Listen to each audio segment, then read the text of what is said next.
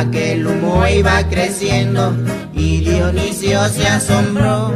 Para el pueblo... El día 20 de febrero de 1943, un campesino del estado de Michoacán se encontraba laborando en su tierra cuando el suelo comenzó a sacudirse. Su nombre, Dionisio Pulido, quien se convertiría en la única persona en la historia en ver nacer un volcán. O al menos, eso cuenta la historia. Posiblemente alguna vez leíste en los libros de texto gratuito de los 70s o 80s la historia del nacimiento de un volcán en un campo de maíz del estado de Michoacán, el llamado Volcán Paricutín, el cual emergió de la tierra el 20 de febrero de 1943, convirtiéndose en el volcán más joven de América, en el que la humanidad fue testigo de su nacimiento, lo que dio paso a que se elaborara el acta de nacimiento del fenómeno. La tradición oral narra que minutos antes del nacimiento del volcán, un campesino de nombre Dionisio Pulido trabajaba en su parcela, cuando de repente sintió un temblor, mientras veía cómo emergía de la tierra un chorro de vapor de las grietas que se iban formando. Asustado, corrió a dar aviso al pueblo. Para esta historia nos basamos en el libro Retorno al Paricutín, así como en la página de El Portal de la Universidad Michoacana. Ahora volvamos a la historia. Por varias semanas los habitantes de Michoacán habían sentido cierta actividad sísmica, pero debido a las condiciones de la época, no le dieron importancia. Era 1943 y México había tenido hace unas décadas su revolución. Las reformas de Cárdenas habían otorgado tierra a algunos sectores del campesinado y el país, además de encontrarse en una etapa de industrialización. Don Dionisio Pulido se encontraba trabajando su parcela cuando otro temblor estremeció la tierra, provocando un agujero del que comenzó a salir un olor fétido como azufre, y después piedras candentes. Don Dionisio tomó a su hijo del brazo y corrió a la plaza central de su pueblo, Paricutín, a contar lo que vio. Ciertamente don Dionisio no era ningún experto en vulcanología, pero pronto se dio a conocer como el primer hombre en el mundo en ver nacer un volcán. Don Dionisio lo relató de la siguiente manera. A las 4 de la tarde dejé a mi esposa al fuego de la leña cuando noté que una grieta que se encontraba en uno de los corrales de mi granja se había abierto y vi que era una clase de grieta que tenía una profundidad solamente de la mitad de 1 metro. Me fijé alrededor para encender las brasas otra vez cuando sentí un trueno. Los árboles temblaban y di vuelta para hablar con Paula. Y fue entonces que vi como en el agujero la tierra se hinchó y se levantó 2 o 2,5 metros de alto, y una clase de humo de polvo fino, como gris, como las cenizas, comenzó a levantarse para arriba en una porción de la grieta que no había visto antes. Más humo comenzó inmediatamente a levantarse con un chiflido ruidosamente, y continuó y había un olor a azufre. Entonces me asusté grandemente e intenté ayudar a la yunta del buey. Fue así que atontado sabía apenas qué hacer o qué pensar y no podía encontrar a mi esposa o a mi hijo o a mis animales. Al último vino mis sentidos y recordé al Señor Sagrado de los Milagros. Grité al Señor bendecido de los milagros, usted me trajo a este mundo. Entonces miraba en la grieta donde se levantaba el humo y mi miedo desapareció por primera vez. Me apuré para ver si podía salvar a mi familia, mis compañeros y mis bueyes. Pero no podía ver a aquellos y yo pensaba que deben haber llevado los bueyes al rancho para el agua. Vi que no había agua en el rancho y pensé que el agua se había ido debido a la grieta. Me asusté mucho y monté mi yegua a galope a Paricutín, donde encontré a mi esposa e hijo y amigos que me esperaban. Estaban asustados porque creyeron que estaba muerto y que nunca me verían otra vez. Poco después, la columna comenzó a expeler polvo y pequeñas rocas incandescentes o bombas volcánicas, para que la fisura y el cono volcánico fueran poco a poco ampliándose. Los fragmentos expelidos fueron colectados y clasificados como basaltos. Se considera que las primeras rocas colectadas probablemente pertenecieron a las paredes de la fisura. Las erupciones más violentas comenzaron desde las 12 de la noche del mismo día y a partir del segundo día aparecieron los derrames de lava.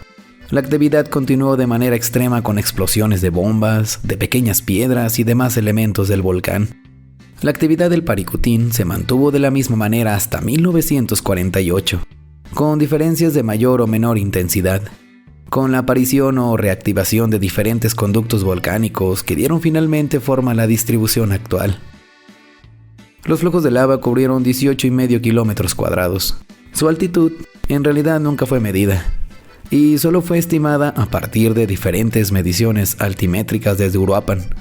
Sin embargo, hoy se sabe que su cono alcanzó 424 metros desde el desnivel.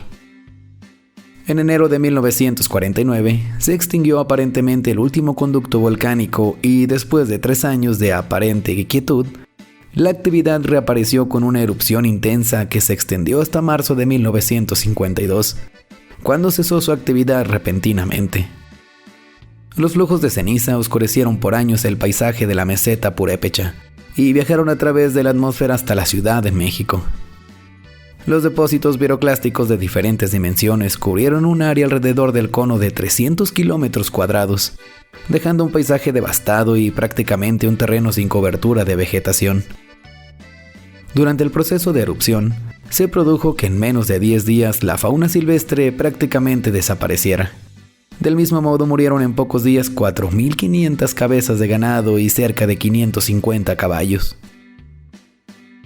Las poblaciones de Paricutín, San Juan Parangaricutiro, Cirosto, Zacán y Angahuán se vieron directamente afectadas, de manera que se produjo la reubicación de 2.500 personas, incluyendo las poblaciones completas de Paricutín y San Juan Parangaricutiro, y parcialmente la población de Cirosto.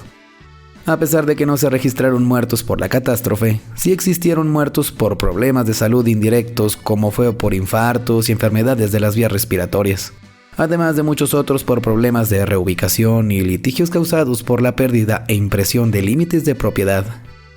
Después de la reubicación de los pobladores de las distintas comunidades, salieron a la luz infinidad de cosas como el que no recibían la suficiente ayuda por parte de las autoridades. La mayoría se quedó sin trabajo, sin sustento. Una de sus improvisadas estrategias fue contratarlos para la construcción de una carretera. Se dice también que la ayuda médica llegó hasta pasados 2 meses después de la catástrofe. Las personas mayores fueron las que más mal la llevaron. La frase de un indígena sintetiza la visión de la reubicación de los pobladores dueños de la región del volcán Paricutín.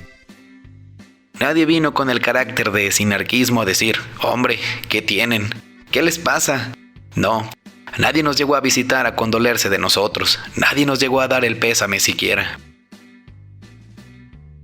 Actualmente la zona del volcán Paricutín se ha convertido en un atractivo lugar turístico, ya que es visitado durante todo el año por numerosas personas de México y de todo el mundo.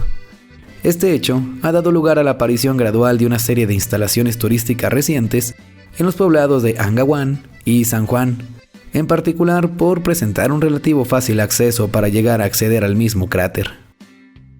Uno de los principales atractivos es la iglesia del Señor de los Milagros, una construcción que data del siglo XVIII y de la cual aún se conserva la parte frontal y una de sus torres, la cual permaneció intacta ya que la lava no alcanzó a cubrirla en su totalidad. Hoy en día, a esta iglesia, los habitantes de los alrededores y turistas han puesto en su interior santos, cruces y flores en símbolo de ofrenda. El volcán Paricutín fue considerado como una de las 12 maravillas naturales del mundo, estando a la par de las cataratas del Niágara y el Gran Cañón. Del nacimiento de este volcán se han realizado pinturas, películas, documentales y un sinfín de representaciones gráficas. Al igual, el dueto Bertín y Lalo nos cantan el corrido del volcán Paricutín. Si quieres escucharlo, te dejamos el link del corrido en el primer comentario. Recuerda mencionar que vas de parte de Eso Cuenta la Historia. Un pueblito conocido en donde nace un volcán.